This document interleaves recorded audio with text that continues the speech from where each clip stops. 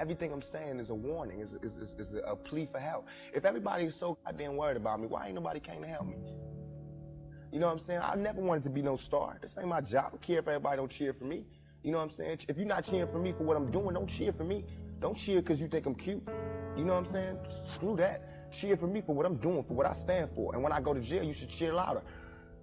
You know what I'm saying? Because I'm standing up for what I do. I'm not robbing nobody, not stealing from nobody. I never took nothing. Everything I do to represent my people. I do because I think this is what they want me to do. If somebody would have explained it to me, I wouldn't have took the same mistakes. But I made those mistakes. And that was my job to stop somebody else from making those same mistakes. To lay it out. To lay out the real map on the world and how it is.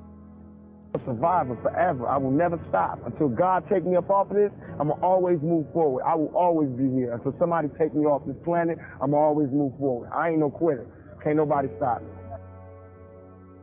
There's no mercy on the streets. It's only you, and you can only achieve what you desire and what you see yourself grabbing. There's nobody will help you make your dreams come true. You out there by yourself.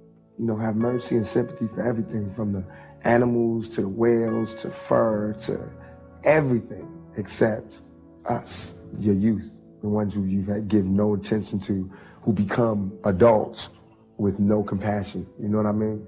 And I feel like if you walk by a street and you was walking on concrete and you saw a rose growing out of concrete, even if it had messed up petals and it was a little, you know, to the side, you would marvel at just seeing a rose grow through concrete.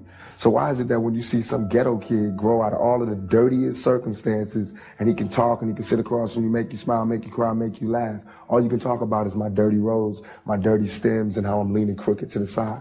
You can't even see that I came up out of that. And it's like, you know, everybody need a little help on their way to being, you know, self-reliant. You know what I'm saying? That's the whole thing about the album, about the Special Olympics. Everybody need a little something and they to be independent. No independent person just grew up and was born independent. You worked and you learned teamwork and you learned cooperation and unity and struggle, and then you became independent.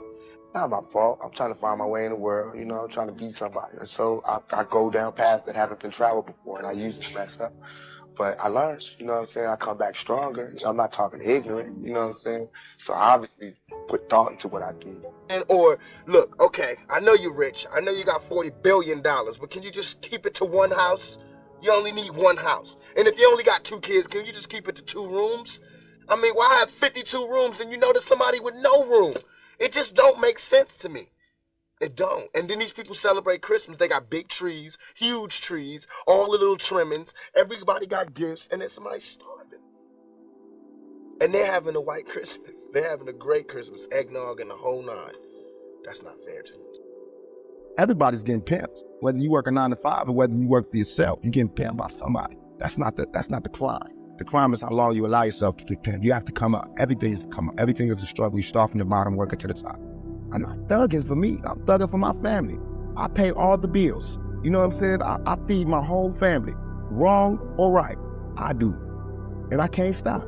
You know? I shook the world before with my anger, and now I want to shake the world with my ambition and with my love for my music and my acting, and generally for my comrades. Where do you see yourself in 20 years from now?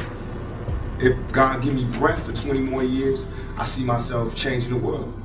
Because my thought patterns are so opposite of what's the norm. Really? So I would have to change the world, or I have to be changed by the world.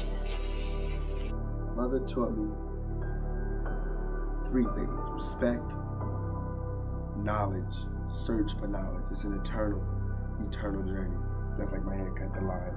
360 degrees, find knowledge, always. And she taught me to not be quiet. If there's something in my mind, speak it. Most known for your acting, your music, or the controversy that surrounds you?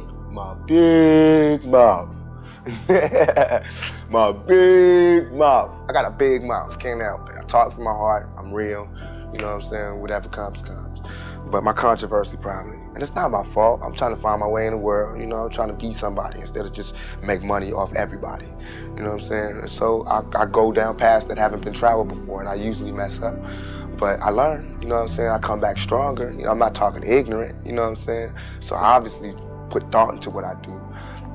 So I think my mouth, my controversy. I have not been out of the papers since I joined Digital Underground. I've been in all, you know what I'm saying? It's never, my name has not been not uttered, you know what I'm saying? And that's good for me because I don't want to be forgotten. If I'm forgotten, then that means I'm comfortable. And that means I think everything is okay.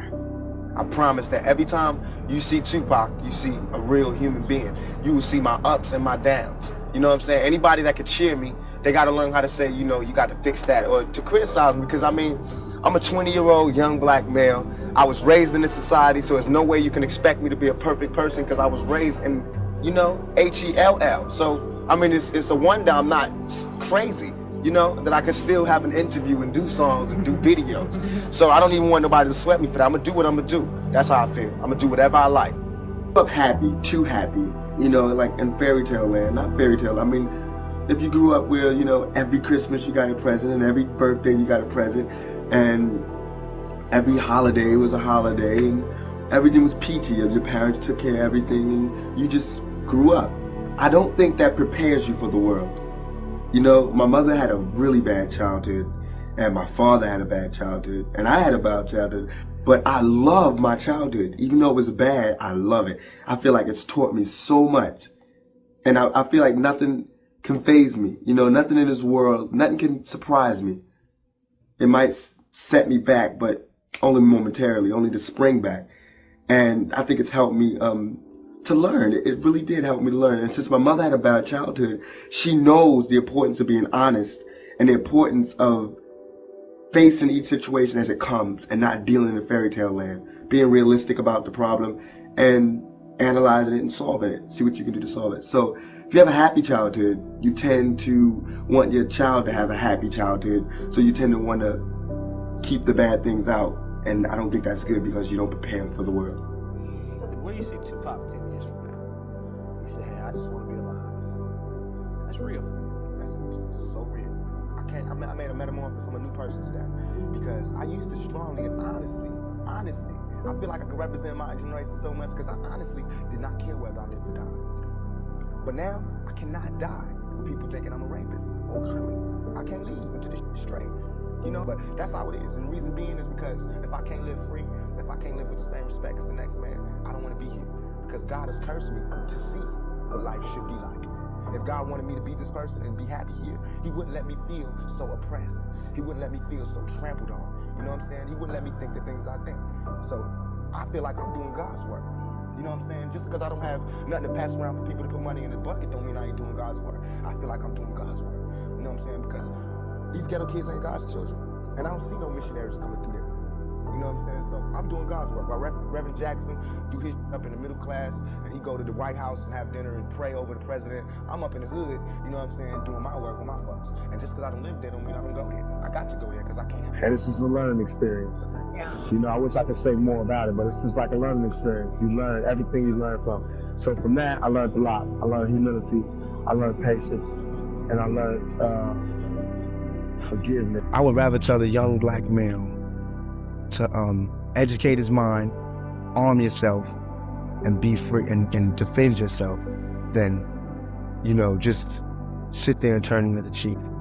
So whatever message that sends out, that's the kind of message it is. Remember one thing, through every dark night, there's a bright day after that. So no matter how hard it gets, stick your chest out, keep your head up, and handle it.